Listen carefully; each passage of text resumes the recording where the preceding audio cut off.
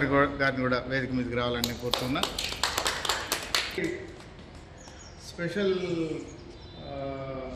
Invitee అనుకోండి, awardee అనుకోండి, దేశంలో చాలా ప్రాంతాలకి నిజామాబాద్ ఖ్యాతిని వ్యాప్తి చేస్తున్నటువంటి ఒక ప్రముఖ వ్యక్తిని మనం ఈరోజు తెలుగు వెలుగు సమాఖ్య ద్వారా జీవన సాఫల్య పురస్కారం అవార్డు ఇవ్వబోతున్నాం.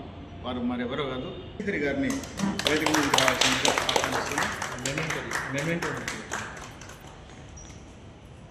అయితే ఈ సందర్భంలోనే ఇంకొక చిన్న ఇన్ఫర్మేషన్ మీ అందరికీ పాస్ చేయాలని నేను అనుకుంటున్నాను. చాలా గత 35 సంవత్సరాలు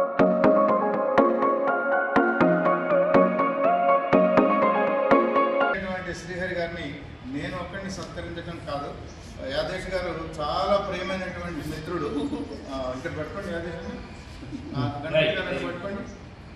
1000 చెరుకులుగా పట్టుకొని వేస్తున్నాం అన్నట్లు బాలభవన్ నుంచి మేడం గారు కూడా పట్టుకోండి. పుష్పలత గారు, వెంకటలక్ష్మి గారు, అలాగే ఆయమ్మ గారు, ఇది కూడా ఒకసారి కనిపించి ఈ మహానుభావులైనటువంటి దంపతులకు ఒకసారి నమస్కారం చేసుకుంటే, జీవన సాఫల్య పురస్కారం అంటే వారికి జీవన సాఫల్య పురస్కారం అవ్వడం కాదు, ఈ తెలుగు భాషకి వారు చేస్తున్న, ఇందాక కవి గణపతి గారు ఒక అద్భుతమైన మాట చెప్పారు. ఏముంది అని అంటే, పాత రోజుల్లో తాతలు, అవ్వలు, అమ్మమ్మలు, తాతయ్యలు ఉండి ముచ్చట్లు మామూలు పెట్టేవారు. ఇప్పుడు అలాంటి క్యారెక్టర్ని ఏదైతే ఉందో ఒక అద్భుతమైనటువంటి క్యారెక్టర్ని మోటివేషనల్ స్పీకర్స్ ఉన్నారు, వాళ్ళు చేస్తున్నారు సమాజ సేవ. వాళ్ళ పిల్లలు ఎలా చదువుకోవాలి, ఎలా చదువుకుంటే మార్కులు వస్తాయి, ఇంట్లో ఎలాగా మెసులుకోవాలి, అలాగే ఎలా సమాజంలో పెద్దల ఎడల గౌరవం ప్రదర్శించాలి, ఇట్లాంటి విషయాలన్నీ వారు చెప్తూ ఉంటే అసలు మన తనువును మరిచి ఎంతో ఆనందంగా ఆస్వాదిస్తున్నటువంటి సందర్భం. కొన్ని వేల కార్యక్రమాల్లో వారు చేస్తున్న ఉపన్యాసాలు చూస్తుంటే దానికి కామాలు, ఫుల్ స్టాప్లు ఉండనే ఉండవు. నాన్ స్టాప్ ఎక్స్ప్రెస్లా సాగిపోతుంటుంది వారి భాష పరిజ్ఞానం. వారు తెలుగులోనే కాదు, వారి భాష అంతా ఇంగ్లీష్లో సాగుతూ ఉంటుంది. ఇంగ్లీష్ మీడియం స్కూల్స్కి వెళ్తూ ఉన్నప్పుడు అక్కడ అనర్గళమైనటువంటి వారి భాషా ప్రావీణ్యత వింటూ ఉంటే సబ్జెక్టుతో పాటుగా ఆ భాష మీద ఇలాగ ఉండాలా, భాష ఇలాగ మాట్లాడాలా, పర్సనాలిటీ డెవలప్మెంట్ అంటే ఇలాంటి పర్సనాలిటీ వారు చెప్పాలా అనేటువంటి ఆనందం వారికి కలుగుతుంది. ఎందుకంటే ఈయనకు సన్మానం చేస్తున్నాం కాబట్టి, ఎవరికి, మన తిరునగర్ శ్రీహరి గారికి, వారి సచివమణి కూడా ఇక్కడ చేయటం జరుగుతున్నది.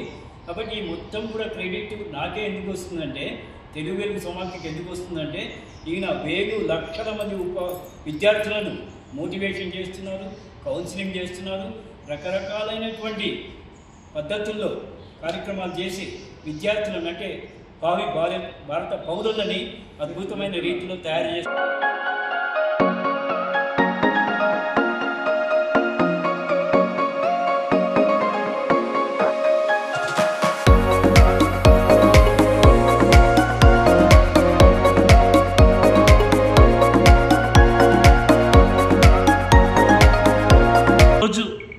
నిజంగా చెప్పాలి అని అంటే, వెలకందని విద్యా విపణిలో వెలకట్టలేని వజ్రాలను సానబెట్టేందుకు వెలిసింది తెలుగు వెలుగు సాంస్కృతిక సమాఖ్య.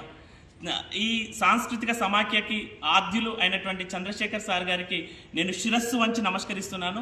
అలాగే ప్రభాకర్ సార్ గారికి కూడా నేను నా కృతజ్ఞతలు తెలియజేస్తున్నాను. ఈరోజు ఈ కార్యక్రమానికి విచ్చేసినటువంటి రాజ్ కుమార్ సుబేదర్ సార్ గారికి, occasion sir occasional, his presence make it sensational sir.